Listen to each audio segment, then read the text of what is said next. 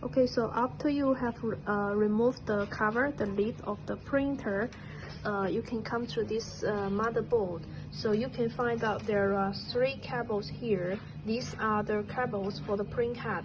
So before you unplug them out, please mark them. Like you can write 1, 2, 3 on it, and later when you put them back, you will remember it. Okay? So you can put. So unplug them from the position, just lightly.